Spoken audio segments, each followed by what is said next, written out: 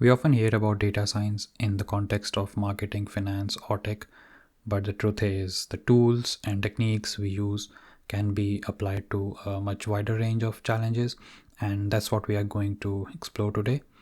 But before we take a look at the projects, there are a few things I would like to mention here. The first one is these projects are from different domains. So choose the projects based on what industry you would like to be in, or you can work on multiple projects which will give you exposure to different sectors. The second thing is you can choose to work on these projects end to end or pick a subset. For example, you can just work on data engineering part of the project or data analysis side of things, etc.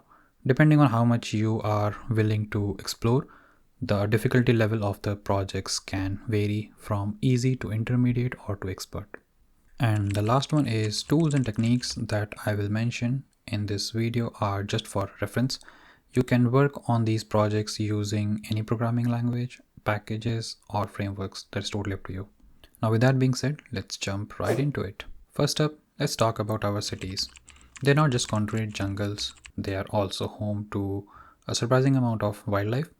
But where and when are you most likely to see a fox or a hedgehog or a specific bird species? We can use citizen science data from platforms like iNaturalist combined with environmental data like weather, land use, and urban green space mapping to predict wildlife sightings. This is incredibly useful for local councils and conservation groups, helping them monitor biodiversity, plan green corridors, and engage the public. To tackle this, you would likely be using Python libraries like pandas for data manipulation, geopandas for spatial analysis, and sklearn for building predictive models like random forest. If you're working with maps, GIS softwares like QGIS or ArcGIS would be essential.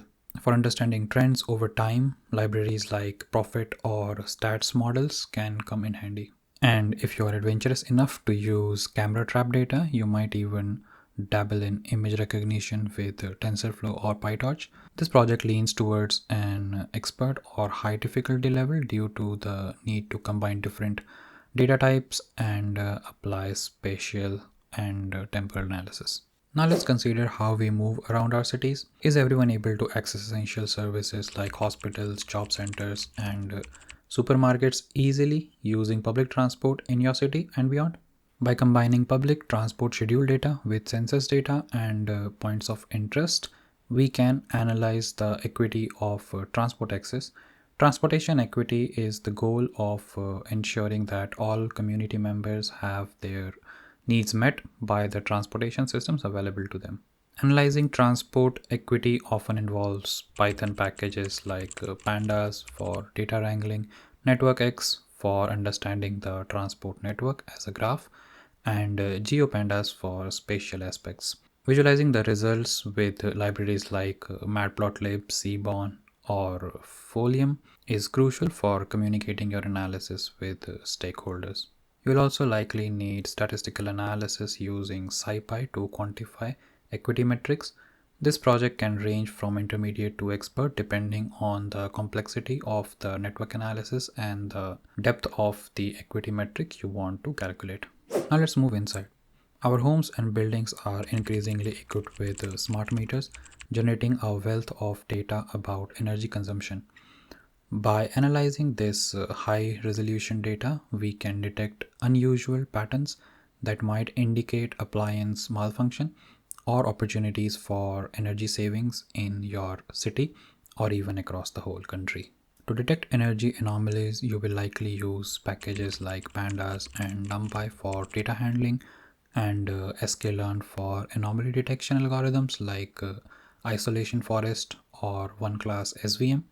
Time series libraries can help you understand the typical patterns, and for more advanced analysis, looking at specific appliance signatures, signal processing libraries in SciPy might be useful. This project is generally easy to intermediate, requiring a good understanding of time series data and anomaly detection techniques. So far, if you're finding this video helpful, do give it a thumbs up. It keeps me motivated to bring such videos for you guys, and also subscribe to the channel for more such videos. Now let's shift our focus to public health.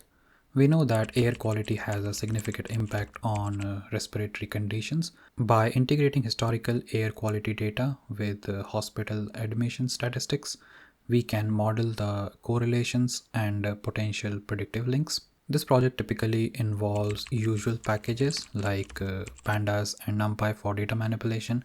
Time series libraries are crucial for aligning air quality and health data over time.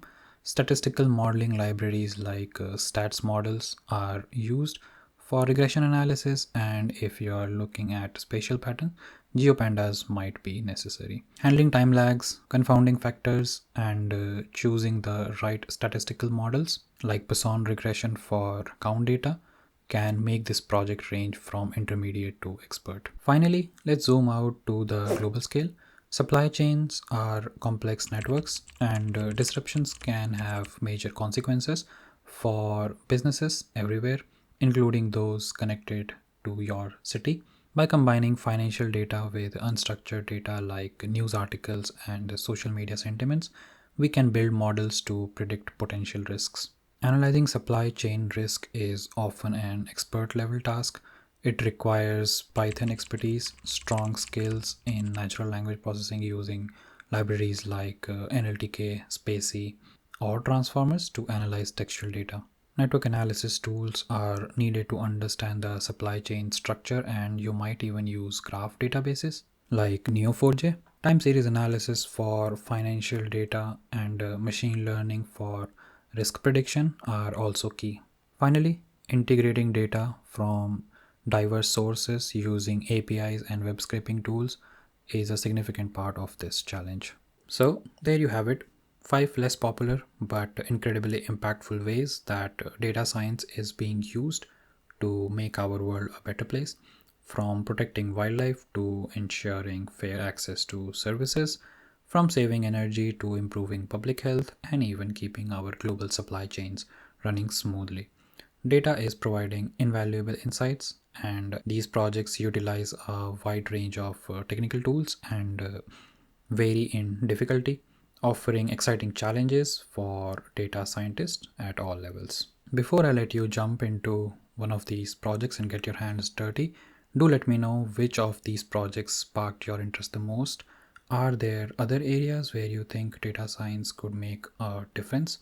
Let me know in the comments below, and if you enjoyed this video and found this video helpful, do give it a thumbs up, and also subscribe to the channel for more such videos in the future. Thanks for watching. Happy learning. See you in the next one.